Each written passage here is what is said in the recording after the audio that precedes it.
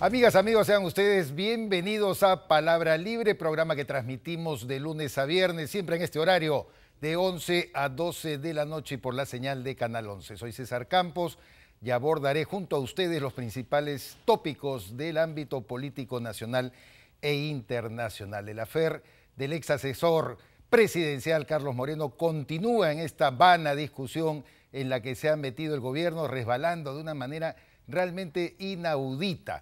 Hoy el premier Fernando Zavala se rectificó respecto a eso de que había obtenido los famosos audios de las conversaciones del consejero presidencial Moreno de manera anónima. Era una mano anónima que lo había ayudado. Hoy ya hizo un matiz. Dijo Fernando Zavala que se trata más bien de una fuente reservada y admite un error en haber dicho que es anónima. Como bien señaló el colega Juan Carlos Tafur hoy en un programa radial, el señor Fernando Zavala es periodista porque tiene derecho al tema de una fuente reservada. Es posible que un ministro pueda hablar que una fuente reservada sin revelar de dónde viene sea la mano que meció la cuna, es decir, esa mano que sembró el audífono, el micrófono, el celular, el chuponeo para que se pudiera detectar la conversación del señor Carlos Moreno con sus interlocutores.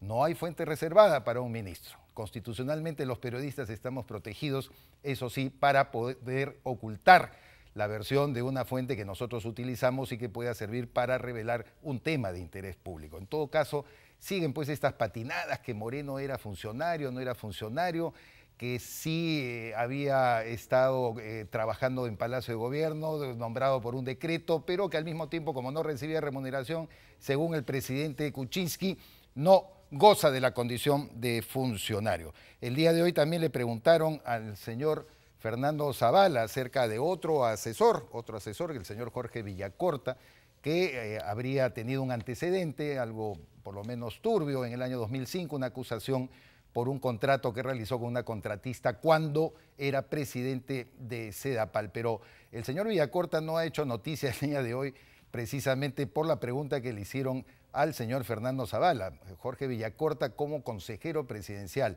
en materia de conflictos, había ido hasta Zaramurillo, esta zona de la selva de nuestro país, donde, como todos bien sabemos, se ha roto el oleoducto y las comunidades nativas se fueron a la huelga y hicieron tomas de locales y ya estaban a punto de llegar a un acuerdo, a firmar un acta con los representantes del Estado. El viceministro de Interculturalidad, Alfredo Luna, y el señor Rolando Luque, que acaba de ser nombrado jefe de la Oficina de Diálogo y Sostenibilidad. Jorge Villacorta, como asesor presidencial, también viajó con ellos, pero Omar Abí en un momento determinado levantó la voz, se amargó, amenazó a uno de los apus, de los nativos que estaban ahí negociando, hicieron una bulla tremenda. El día de hoy diversos medios de comunicación han pasado audios y también videos de esta confrontación en una mesa en la que estaban frente a frente. El señor Villacorta decidió irse, patear el tablero y pidieron finalmente los nativos que Villacorta ya no regrese a esa mesa de diálogo, nada menos que el consejero presidencial en asuntos de conflictividad social. Entonces, de repente, pues, como bien dice el señor Fernando Zavala, están escogiendo mal a los asesores, no les están tomando un examen, no están revisando adecuadamente sus antecedentes. El día de ayer tuve ocasión de encontrarme con la doctora Lourdes Flores Nano, lo cuento abiertamente en la medida que ella no me pidió ninguna reserva sobre esto, admitiendo ella que efectivamente conoce al doctor Carlos Moreno hace mucho tiempo y con ella estoy en la misma línea de que no suponía absolutamente ni de lejos que el señor Moreno iba a meterse en los líos que se metió y que todos conocemos hace una semana y media, desde hace una semana y media. Lourdes Flores me ratificó que se trata, y como lo dicen la gran mayoría de personas, he hablado también con un ex viceministro que ha sido su profesor, ex ministro de Salud, me dice que el señor Moreno es una persona con solvencia profesional, efectivamente era considerado uno de los mejores gastroenterólogos, para que se vea, pues cuando se exige en el Estado 40 títulos universitarios, mucha solvencia profesional, pero la parte moral parece que no tiene un buen filtro. De eso deberíamos nosotros tratar de dotar al Estado de alguna herramienta, algún instrumento que permita medir ello. El señor René Cornejo, expresidente del Consejo de Ministros, conjuntamente con otros exministros del gobierno de Ollantumala, comparecieron el día de hoy ante la Comisión de Fiscalización y sostuvo y aceptó de que el expresidente de Ollantumala le pidió que coordinara con Nadine Heredia todo lo relativo al voto de investidura para el gabinete que él presidió. señaló el ingeniero Cornejo de que Humala le dijo, en la medida que Nadine es la titular del Partido Nacionalista, a ella le corresponde coordinar contigo todo lo relativo a ese apoyo. Como todos sabemos, y también por el libro de Omar Chejade, La Gran Usurpación, el señor Cornejo cayó en desgracia cuando en un programa de televisión sostuvo de que él prometía solemnemente a la ciudadanía que no iba a recibir ninguna orden, ningún mandato, ninguna indicación de la señora Nadine Heredia durante el ejercicio de su gestión. Y en efecto, por lo menos ahora Cornejo admite que anteriormente sí Humala le había pedido esa coordinación. Suena lógico.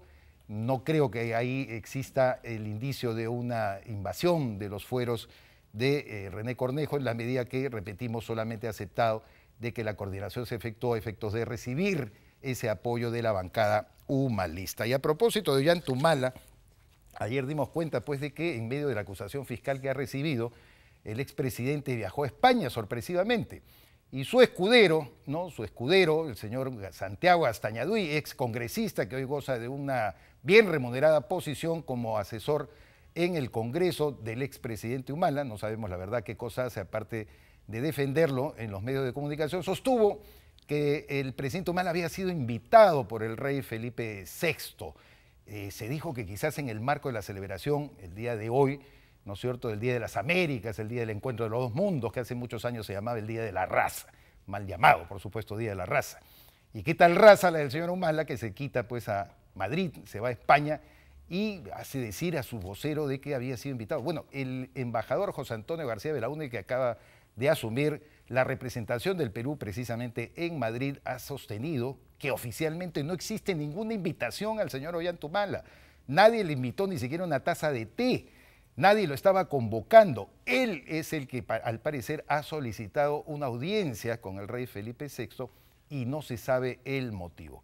José Lo García Belaúnde sostuvo de que, cumpliendo con los protocolos del caso y en la medida que se trata de un expresidente, funcionarios de la Embajada del Perú en España lo recibieron, lo alojaron en un hotel que al parecer se paga el propio presidente Ollantumala, y mañana, jueves 13, Humala tiene un desayuno con el rey Felipe VI.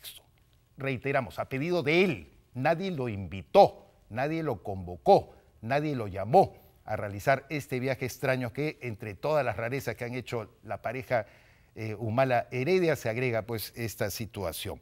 La verdad, tendrá que dar también explicaciones el señor Humala. Él, en medio de un proceso judicial, cuando está involucrado precisamente por la acusación fiscal, decide tomar la de Villadiego, quitarse a Madrid. ¿Qué cosa va a hacer a Madrid? ¿Por qué le pidió esta audiencia? ¿Qué ayuda necesita del rey Felipe VI? Habrá pues que pedirle alguna clase de explicación cuando arribe nuevamente al Perú, si es que arriba. Yo confío que no va a dejar, como ayer decíamos con un analista político, esperemos que no le deje colgar a la pobre señora Nadine de la brocha de las acusaciones fiscales. Volverá, ¿no? No volverá, no pedirá pues asilo ni nada. No se nos ocurre que ese tipo de cosas pueda estar pasando por la cabeza del expresidente Ollantumala. El día de ayer, el presidente Pedro Pablo Kuczynski anunció el fin del SNIP. Chao SNIP. Hemos preparado un informe sobre el particular.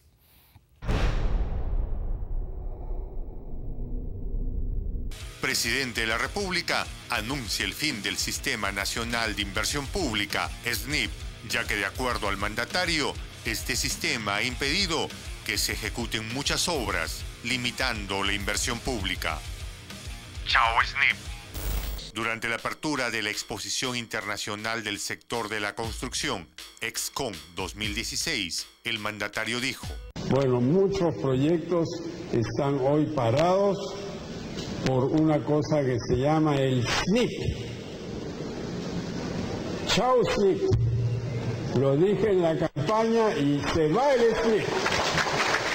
El SNIP entró en vigencia el año 2000, tras la publicación de la Ley 27.293, como un sistema que certificaría la rentabilidad económica y social de los proyectos que se ejecuten con presupuesto del Estado. Sin embargo, muchas autoridades locales y regionales la han definido como una traba burocrática que no permite la ejecución de obras en esas instancias de gobierno. En otro momento, el primer mandatario señaló que este sistema, que lleva 16 años de existencia será reemplazado por otro que será más eficiente. Entre los opinólogos, editorialistas y algunos topos que están escondidos en algunos ministerios, que murió el SNIP, muerto.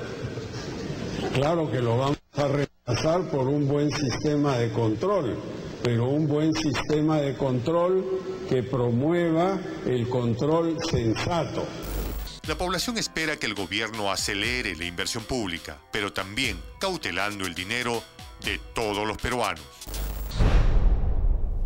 En efecto, era un pedido a gritos que este Sistema Nacional de Inversión Pública pudiera ser cambiado, derogado, transformado. No sabemos en qué línea, así lo ha anunciado, lo ha prometido el presidente Kuczynski, se hará un nuevo sistema. Tiene que haber un control, como él mismo ha dicho, hasta que por fin confiemos también en las regiones y en los gobiernos locales para poder llevar adelante las inversiones públicas. Sobre este y otros temas vamos a dialogar con un gran invitado el día de hoy a Palabra Libre, el congresista Luis Galarreta, que va camino a convertirse ya casi en un, así como Vitocho García Belaúnde, un activo del Congreso después de varios periodos de Fuerza Popular. Lucho, bienvenido de verdad a Palabra Libre, un gusto tenerte aquí. Muchas gracias, César, por la invitación y un saludo a todos los televidentes. Me gustaría tu comentario acerca, primero, dentro de todos los temas que vamos a tratar de la coyuntura política, de lo que decimos en este informe.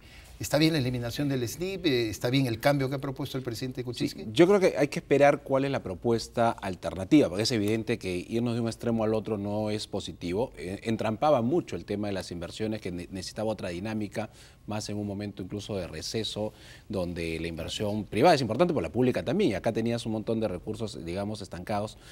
Pero viene la otra parte, que el SNIP, digamos, viéndolo de un punto positivo, te permitía mirar el rendimiento o la rentabilidad social de un proyecto, claro, o de los fondos, ¿no? Así que yo esperaría, o sea, es positivo el paso de transformar lo que era el SNIP, porque se había convertido en una barrera innecesaria, pero sin perder un mínimo de control para que los fondos sean bien usados, ¿no? Yo creo que ese es el... Es lo que nos hemos preguntado, porque solamente Kuczynski ha dicho, bueno, tal como lo prometí, y es verdad, era promesa de campaña, lo ha eliminado. Sí, claro. Y va a crear un nuevo sistema de control. ¿Qué característica debería tener a tu juicio? A ver, recordemos que muchos han criticado estos monumentos inservibles, ¿no? Desde el árbitro, el lagarto, o, por ejemplo, obras de infraestructura donde, digamos, estadios donde la población es bastante menor de la capacidad instalada a veces de lo que han hecho en algunos casos este tipo de obras. Entonces, sí debería haber un mínimo de correlación en lo que le llaman el rendimiento social, sin que sea un requisito para tanto aprobarlo o no, sino para medir más bien qué tan eficiente es, porque claro, si lo pones como requisito vuelves al proyecto actual. Entonces, yo sí creo que la característica fundamental debería ser que se pueda transparentar cuál es el rendimiento social, se pueda dejar claro cuánto es el costo y cómo va a servirle a la población, más que sea un tema como previo para ver si se da o no la plata, porque al final el presupuesto de la República se aprueba. Exacto. Y después al final se entrampan todos los proyectos de todos los gobiernos regionales o locales ya en los pasos que son más burocráticos. Entonces, si tú más bien buscas indicadores, incluso hay una buena práctica que se hizo, ya será el gobierno actual que lo vea, de fondos concursales para los municipios.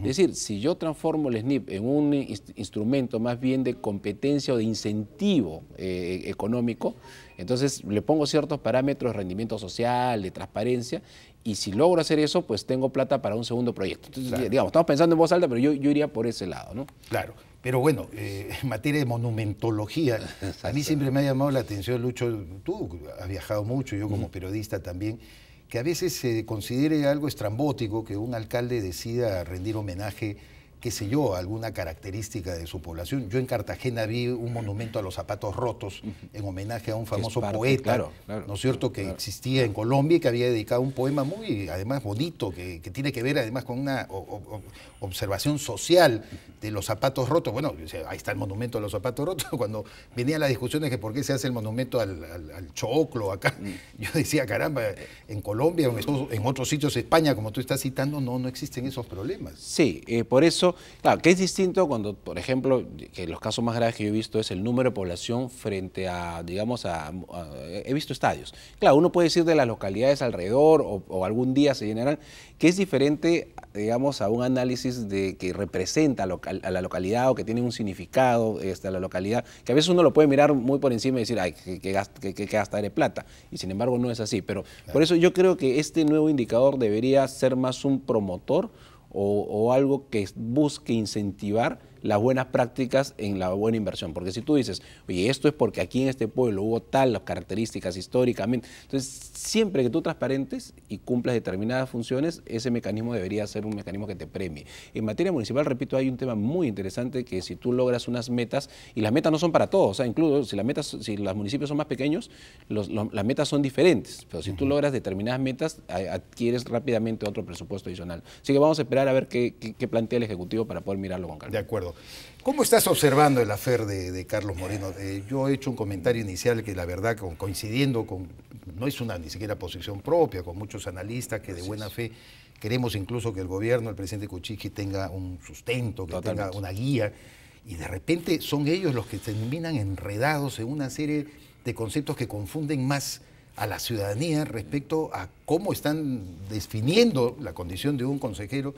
Y en segundo lugar, ¿qué olla se ha destapado con todos estos asuntos que manejaba el señor Moreno? ¿Qué atribuciones tiene un consejero que se empodera frente a los ministros de Estado, que son los que están juramentados ante el presidente? En fin, una serie de preguntas que hasta ahora parecen no ser respondidas. Sí, a ver, yo creo que siempre lo hemos comentado últimamente, el equilibrio de lo que nos ha dado el resultado electoral es interesante y muy importante para la democracia. Creo que pone a prueba los poderes del Estado y quienes están en ambos lados, que estén a la altura. Quien tiene mayoría parlamentaria, de usarla para el control político con lealtad a la democracia, a la institucionalidad, es decir, no ser obstáculo innecesariamente, y esa es la línea de Keiko Fujimori y Fuerza Popular.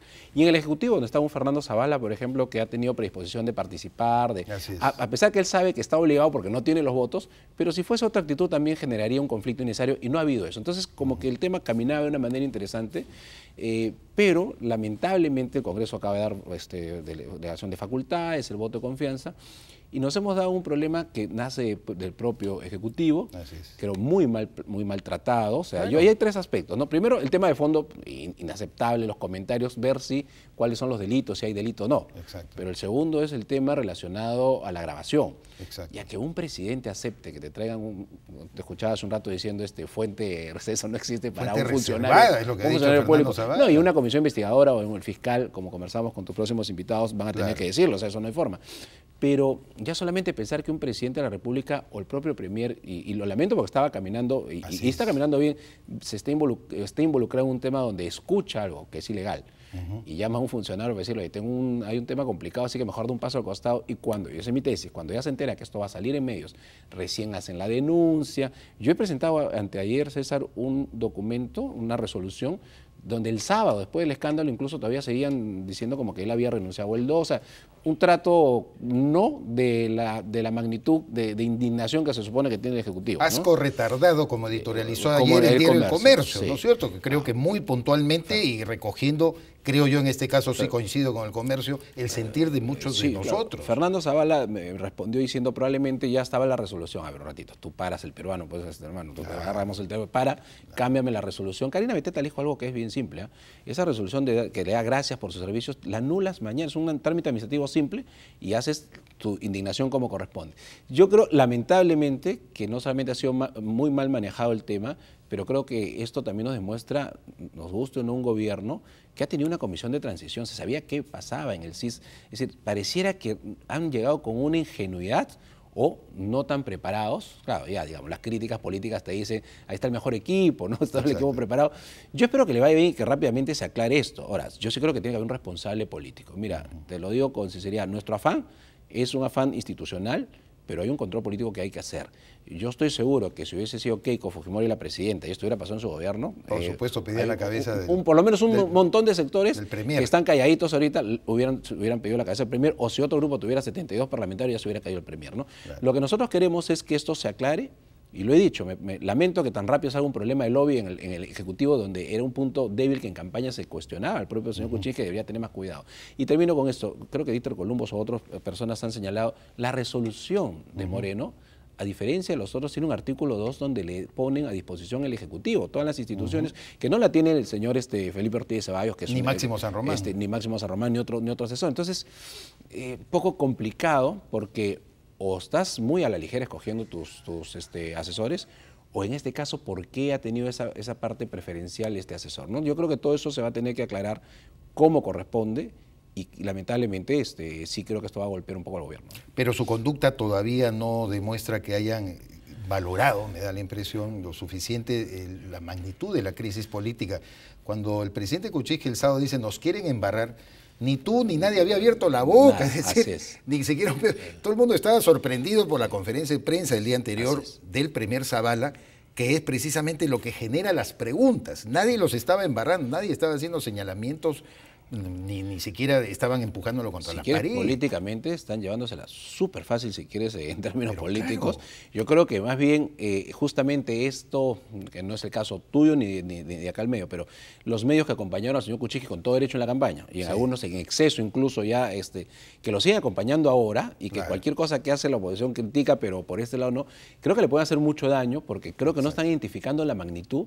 De un lado, porque tal vez la reacción de la oposición política o parlamentaria ha sido tranquila, mesurada, obviamente pidiendo investigación, citando, pero tal vez por eso pueden estar confiándose que no, y midiendo mal. Este es un caso donde, imagínate un asesor de Obama que sale con un audio al día siguiente, no solamente Clinton, que gira le cae en las encuestas, sino el propio Obama tendría problemas. Entonces, creo que ahorita tal vez le está haciendo daño mucha tranquilidad a nivel de algunos sectores que hoy día hubieran criticado un poco más, ¿no? Hace 15 años, Lucho, se decía, el ruido político no afecta la dinámica que tiene el modelo económico de apertura, de atracción de inversiones, y efectivamente durante el gobierno de Toledo, pese a tener él un 9%, incluso que se hablaba de un sector que quería, ¿no es cierto?, hasta vacarlo.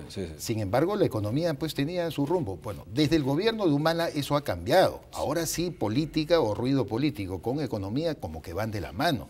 En este caso, sobre todo teniendo una tercera mayoría, una tercera representación dentro del Parlamento, Peruanos por el Cambio, ¿no crees tú de que están más obligados a ellos mismos tener una estrategia para aplacar el ruido político? Porque puede afectar efectivamente la economía. Puede afectar además en un momento que ellos están apostando a cambios, no solamente de IGB, sino macroeconómicos. Están cambiando las mediciones y que con ruido podría generarle algún problema. Totalmente de acuerdo. Ojalá, yo espero que suma mayor responsabilidad. Nosotros, te repito, incluso en el caso de la delegación de facultades, y ahora cuando vemos este problema del CIS, criticamos políticamente diciendo qué pena que el primer pedido de delegación de facultades no solamente esté el tema económico, sino esté el tema de salud, de educación. Y a pesar de que hemos aprobado el tema de delegación de facultades en materia económica, nosotros no es que estemos a favor de varios puntos, pero el responsable de la política económica es el gobierno. Y entonces en la línea que tú planteas es evidente que ellos van a entrar a una situación en la que están apostando por medidas que, si a eso, encima el riesgo de esas medidas, le sumas el ruido político que no lo están sabiendo manejar, sí podría traerle problemas que no esperamos nosotros. Y un ruido político que el Frente Amplio lo está aprovechando ideológicamente, porque si te das cuenta, con hacer participar el tema de del involucramiento del sector privado, ¿no es cierto?, en lo del seguro integral de salud, que no utiliza digamos, la base operativa de los servicios de salud pública, sino los privados, porque está admitido, ¿no es cierto?, a través de intermediarios, no directamente con ellos, pero sí a través de algunas entidades públicas. Esto a mí me da la impresión de que es un mensaje también contra el capital privado. Yo creo que el Frente Amplio, los voceros lo han tomado muy bien. Hoy día Marco Arana decía esto, aquí lo principal es que se ha descubierto una pirámide de sinvergüencería privada, básicamente, sí, ¿no? No se apuntaron, sí, entonces, claro. El mensaje de ellos sí puede calar y la ciudadanía puede decir, efectivamente, en desmedro de un servicio óptimo de salud pública, están optando más bien por las empresas prestadoras de salud privada, que podría resultar hasta oneroso para el Estado. Yo creo que no se han dado cuenta, uno, la herramienta política que pueden estar dejándole finalmente quienes son, digamos, realmente para mí los enemigos desde el punto de vista político, los rivales más importantes, porque, digamos, atacan todo lo que se ha podido avanzar en el país. Dos, el punto más débil, que es el tema, en la campaña se hablaba pues de los lobbies y todos estos temas, y está el caso de la colocación de 13 millones, de 3.000 millones de dólares en bonos, que eso es un tema que todavía falta que explique en el Parlamento. Mira, nosotros tenemos un parlamentario por región ¿ya? Y en la semana de presentación hemos podido medir realmente qué tanto es este romance con el gobierno. Y ojo, que la gente todavía sigue esperando las respuestas en seguridad ciudadana. Entonces, yo espero que pronto se den cuenta que ya están montados sobre el caballo. Pareciera que no se han dado cuenta y que este problema, como no había una reacción tal vez visceral, como hubiera sido con cualquier otro actor político, creo que eso podría llevarlos, repito, al error. Nosotros estamos responsablemente esperando que se investigue, que se indague en la Comisión de Fiscalización, pero sí creemos que debe haber una responsabilidad política de cómo llegan los asesores y por qué este asesor tiene determinado beneficio en un artículo 2 que no lo tienen los demás, en la resolución me refiero a los demás asesores. A propósito de la Comisión de Fiscalización, hoy desfilaron, por lo menos escuché a Alberto Otárola, exministro de Defensa y jefe de vida, y René Cornejo, en esta indagatoria que están realizando ustedes respecto a si Nadine Heredia había usurpado o no funciones. ¿Qué te dejó como sensación? Bueno, yo escuché a Otárola decir que él ya es un militante desde este año, ¿no es cierto?, 2016, del Partido Nacionalista, y que por supuesto pues me da la impresión que en esa medida limpió a la señora. No, la señora Nadine nunca se metió conmigo, yo coordinaba con el presidente. René Cornejo ha sido un poco más objetivo, decir que es verdad, ¿no es cierto?, que en algún momento Ollantumala le pidió esta coordinación. ¿Cómo has visto tú eso? En el libro de Omar Chejáez hay un episodio que además yo participo, cuando nuestra bancada deja en ámbar y se reúne con René Cornejo, me refiero a la de APP-PPC claro. En ese momento, y le pide una manifestación pública a René Cornejo, que Exacto. Todo el mundo cuestionaba, me acuerdo, cuestionaba la parte de la oposición diciendo que por un papelito habíamos cambiado voto. Y no, en esa reunión lo que se le planteó a René Cornejo es que haga un gesto público, que Exacto. Al final le costó la cabeza por lo que nos cuenta Omar Chejáez. Y el odio, ¿no es cierto? Y el odio de la señora, que diga públicamente y él sale con el famoso papelito, pero lo dice en un medio de comunicación, porque claro, nosotros queríamos que alguien marque la línea. Otro acontecimiento que creo que tú lo debes haber conocido es cuando yo presidí la Comisión de Economía y discrepo abiertamente con Miguel Castilla, claro. Obviamente ministro de Economía del régimen, por el tema de las AFPs y el tema de la delegación de facultades justo en materia tributaria. Yo he tenido a gente del MEF diciendo nada que tú pidas por orden de la señora Heredia pasa. Y a los presidentes de la Comisión de Economía, que eran de Perú Posible, cuando nos quitan a nosotros la Comisión de Economía, también con la orden de que ningún proyecto de Galarreta pasaba. Y la orden no venía del ministro Castilla. Bueno, ya era una vergüenza que alguien le mande a un congresista claro. Diciendo que no puede ver un proyecto de otro parlamentario, sino venía la señora Heredia. Así que lo he visto incluso a René Cornejo un poco más, pero igual yo sé que él podría contar muchísimo más de lo que puede haber pasado, y a mí sí, por lo menos en la Comisión de Economía y en el Ministerio de Economía. Y en la medida que fue maltratado, como estamos recordando. Claro, ¿no? fue muy maltratado. Fieramente, porque lo que cuenta Omar Chejáez en ese capítulo de esa reunión, cuando habla pestes o males, por eso que Cornejo dura 4 meses. Y en la reunión que fue en la PSM con Cornejo, y ya eso es un tema privado, y que en un momento lo contaremos en la comisión, hablamos con él claramente de qué se trataba y qué es lo que queríamos que salga a marcar posición, ¿no? Y él también nos cuenta cómo están las cosas adentro, ¿no? He comentado, Lucho, también finalmente este viaje de Ollantumala a España, que me parece de lo más raro. La aclaración que hoy día ha hecho el embajador García Belaunde creo que da bastantes luces para ponerle una lupa a esto. ¿Qué cosa tan rara? Primero, el señor Gastañaduy, con toda la raza del mundo, la caparazón que lo caracteriza, dice, no, ha sido invitado por el rey. Mentira, sí, falso. No hay invitación. Sí. Segundo, si hay una audiencia que ha pedido el propio Humala en una comunicación directa privada, ha dicho José Lo García Belaunde, por lo tanto se aloja en un hotel, no es ni siquiera recibido en ningún palacio, ni alojado de manera especial, ni con los recursos de la monarquía española, y mañana se reúne